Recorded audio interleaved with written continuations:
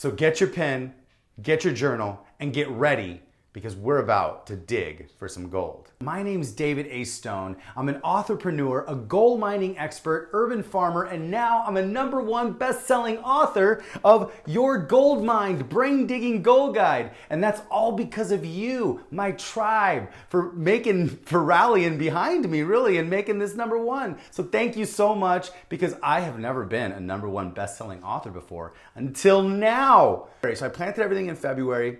I got the job in March. I left in April, and I was gone for April and May. And if you know anything about gardens, being gone for springtime is like the worst time to be gone, because that's like one of my favorite times of the garden experience, of the food forest experience, when everything starts coming to life, springing back into life after winter, after being dormant and tired and cold. Now that the warmth is coming back and everything's just popping. Well, anyways, I missed spring.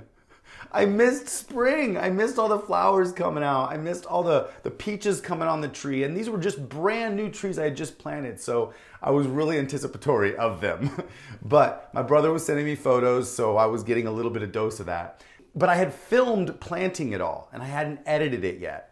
So that's when I was in South Africa. I started editing all the content. It wasn't great. It was basic, but it's just documentation of me filming my food forest. And I started putting those videos out. So that was the one thing that I was doing for myself. That was me mining for my own gold while I had a job to do that I had to deliver at. So I had to give myself at least an hour a day to edit this footage while I was in South Africa, to get my own mind wrapped around that I'm still pursuing my goals. Because now I was in the film industry and realizing that I had made this happen, but now I was in an industry that I wasn't pursuing my goals in anymore. So I had started taking jobs in this industry that had nothing to do with the direction of my legacy purpose. And that's where it started feeling empty. Even though I had some amazing blessings, I have some incredible jobs, and I'm so thankful for the jobs that I've gotten and the people that I've worked with in the past. I'm so thankful for being out in South Africa. So don't get me wrong about that, but I could have enjoyed it more. I could have enjoyed the experience more. I could have been more present in the experience. Although the discontent churned up some gold in me, churned up some angst, churned up the need and desire to go do my own thing. And that's why I started the YouTube channel. Started putting all these videos on there about my food forest, building my tribe, building you guys, building my audience of people who really want to change the world, one food forest at a time, one urban food forest at a time. So grow moringa trees, get healthy, grow fruit trees, grow vegetables. That's what I'm all about. Sustainability, but not just sustainability, abundance. And not just abundance in food, abundance in life, abundance in finding the gold that you're meant for. Part of my gold is my food forest. Part of my gold is this whole message for you.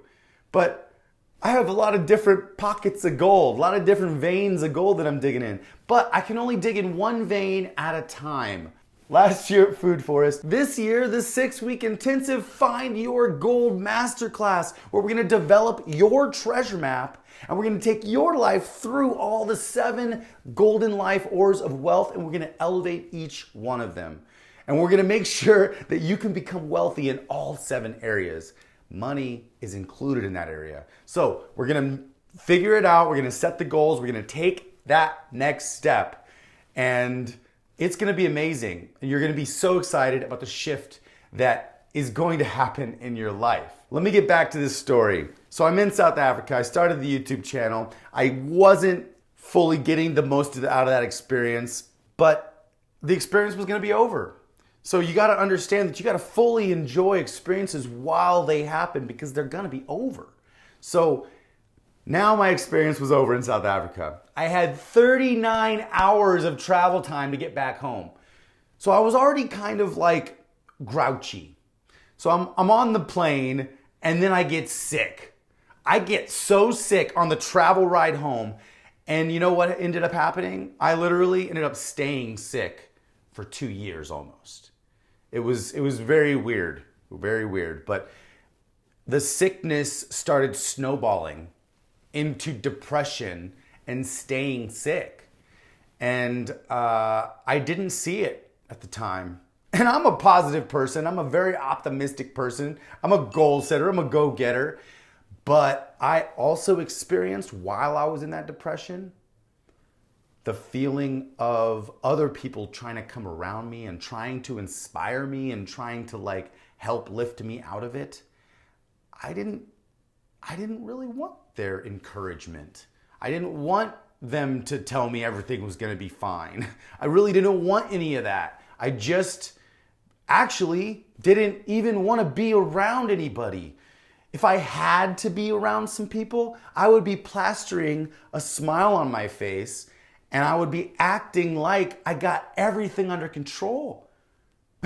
I had a great mask for quite a couple years, and my mask was me holding it together through a complete mental breakdown, and nobody saw it because I didn't let anybody see it.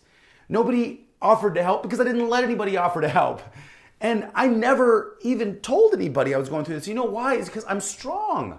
There's also a few other things that happened that kind of propelled my snowball of blame. So I got back thinking I was going to have a whole bunch of money saved up for a while. Turned out I didn't have any money. And I started blaming. And I had some other people come around in my circle at the time, some of my friends who were trying to help, but they were just perpetuating the blame. They were locking it in more. Locking in the idea that I should be upset, that I should be pissed off or whatever. And I really let those seeds germinate at the time. Now, good thing I had started the YouTube channel when I was out in South Africa, because when I got back, I already had a ton of videos up and I had a small audience built. And so there was times when during this depression, I'm like, I gotta focus on something. So I was able to focus on the channel.